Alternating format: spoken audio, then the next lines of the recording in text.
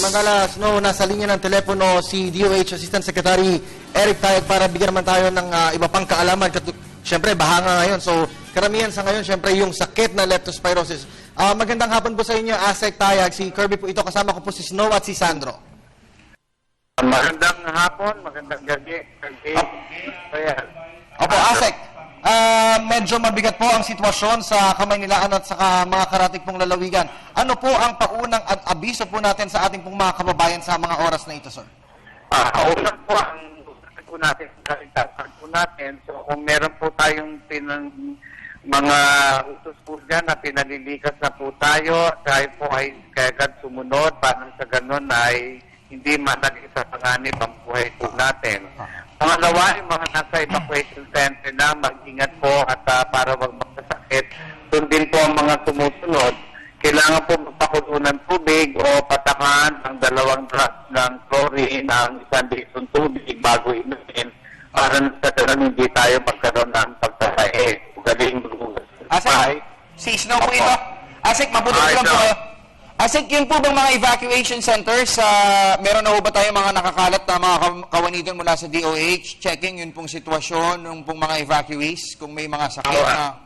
Wala po akong may bibigay na tamang ulat. Subalit sinisikap na makompleto yung listahan namin na evacuation centers at yung po ay umpisa namin bisitahin bukas po para magdala ng mga doktor na magbibigay ng serbisyong medikal, mga kakailanganing gamot, at ililikas sa mga pasyente na hindi uubra sa evacuation center, baka kailangan nila ng serbisyo sa ospital.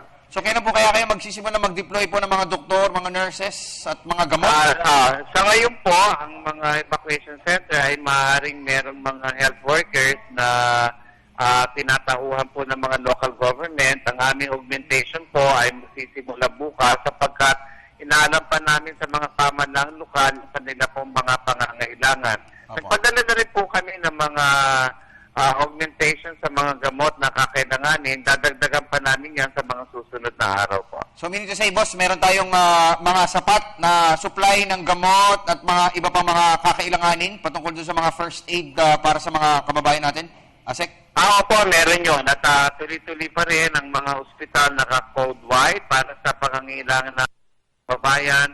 Huwag po kayo mag-atubili, bumisita sa mga ospital.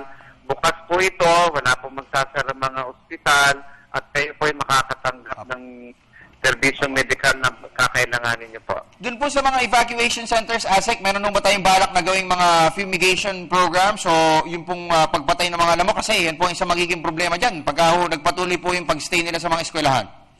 Hindi. Isa po yan sa priority, pero hindi sa ngayon. Ang priority po ngayon natin ay maging komportable ang mga evacuees, may makakain sila sa tamang oras, at sila po ay inom ng ligtas na tubig, at may sapat po silang kasilyas kung sakasakali, at sila po ay mananatiling ligtas, lalo na yung mga bata, matatanda, at mga buntis. Yes, Asek, magandang hapon, si Sandro Hermoso po ito. Matanong ko po, meron po ba kayo magbibigay ng mga tips po sa ating mga kababayan? Siguro kung mga first aid at syempre dahil hindi naman po may iwasang lumusong sa baha at alam naman po natin na makukuha po dito ang sakit ng leptospirosis. Ano po yung mga pwede po nilang gawin mga first aid measures bago po or para mga makaiwas sa sakit na ito? Unang-una, lulusong sa baha, wag magtsinelas po kayo hanggat maaari o kaya naman kayo nakapantalon para maiwasan po pagkabit ng mikrobyo. At mas maganda po na pinatutuyo natin yung paa natin para hindi tayo makakaroon ng halipunga. Kung meron tayong halipunga, ibabad nyo yan po yan sa isang parte ng suka, 4 na parte ng tubig, 15 minuto. Tapos hayaan yung matuyo para sa gano'n ay gumaling ang inyong halipunga. Ngayon po, kung may magtatae, magsimpan po kayo sa isang litrong tubig, 6 na kutsaritang asukal, kalating kutsaritang asin, at pinaiinom nyo po yan habang nagtatae o kaya naman ay malakas po ang ihi 4 na beses hanggang 5 beses sa araw-araw ang pag-ihi at maputla po at hindi po dilaw na dilaw yung ihi. Ibig sabihin yan, tapat po yung binibigay nyo pong natimpla nyo pong Orisol. Alright. Asek, si Kirby po ulit ito, sir. Sir, kalimitan po na ipinamamahagi po sa mga evacuation center ay yung tinatawag po na energy biscuits. Sir, ano po ba, pwede po bang pakipaliwanag po ninyo kung ano po ba yung makukuha ng mga kababayan po dito po sa energy biscuits na ito, sir? Ito po ay praktikal na pamamaraan para yung kinakailangan nilang energy requirements sa araw-araw sa ganitong sitwasyon ay kanina pong mabigyan po natin sila. Subalit, kalaunan din po, kakailanganin nila ng mga natural na kinakain ng isang tao. Kaya ito ay pansamantala lamang, hindi po ito sagot sa pangangailangan nila sa nutrisyon. Okay, Asek, Eric Taig, sir, maraming salamat po sa oras na binigay ninyo sa bayan. Maraming salamat.